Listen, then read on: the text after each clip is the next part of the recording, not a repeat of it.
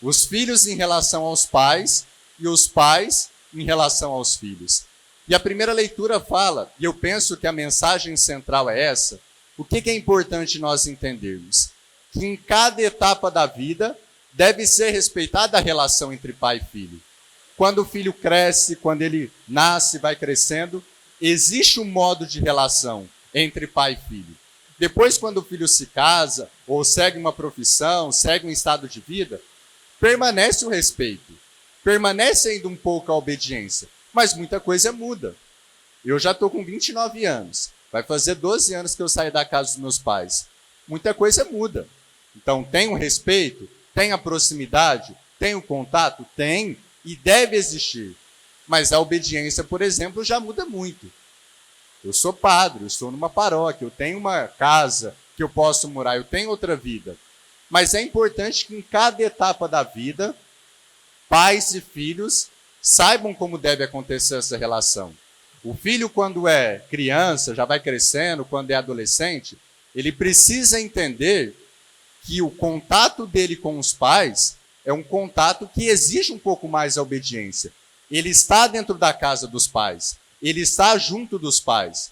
Então, é rezar pelos pais em primeiro lugar, mas concretamente também manifestar esse respeito e essa obediência em atos. É importante que o filho, quando é adolescente, quando é jovem, está na casa dos pais, que ele ajude os pais. Não tem problema lavar uma louça, não vai quebrar a mão de ninguém, não tem problema pegar uma vassoura, ajudar a limpar a casa. Isso é parte. Depois que o filho casa, isso vai mudar, obviamente. O filho vai ter uma nova vida. Mas enquanto o filho está em casa, isso é importante. Depois, quando o filho cresce e ele vê o pai entrando na velhice, é o que fala a primeira leitura de hoje. O filho não pode abandonar o pai na velhice. E o filho precisa ter paciência, mesmo quando o pai ou a mãe vai perdendo a lucidez. Isso é normal, gente. O normal da vida é isso. A gente vai se debilitando, a saúde vai passando, a cabeça às vezes não fica boa mais, e é preciso paciência. É preciso que o filho tenha paciência com o pai, tenha paciência com a mãe. Às vezes, uma questão de saúde, o filho precisa colocar o pai ou a mãe, às vezes, num lugar mais específico, que tem uma ajuda mais profissional.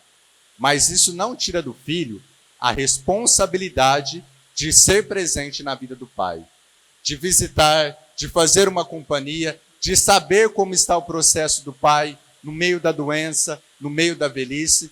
Então, a primeira leitura do Eclesiástico nos ajuda a entender que em cada passo da nossa vida, nós precisamos saber como deve ser a nossa relação em família. Eu dizia no início da homilia que não existe família perfeita, não existe família ideal. Existe a família certa, existe a família que Deus permitiu que nós viéssemos a esse mundo. A minha família não é perfeita, gente. Não é porque eu sou padre, não é porque minha mãe seja muito religiosa, que nós não tenhamos problemas. Nós temos problemas, como qualquer família tem. Mas eu não escolheria outra família. Se alguém me perguntasse assim, padre, o senhor desejaria outra família? O senhor desejaria outra realidade que você pudesse crescer?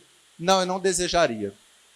Porque foi a família que Deus desejou e que Deus permitiu que eu viesse a esse mundo.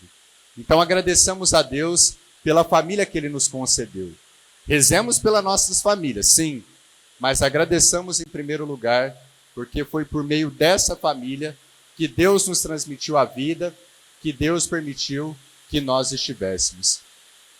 Então, no meio dessa grande chuva também, vamos agradecer essa grande festa da Sagrada Família, agradecer pelas nossas famílias e rezar para que Deus olhe por cada uma delas e que Deus nos ajude a olhar para a Sagrada Família e ter nela o nosso principal modelo.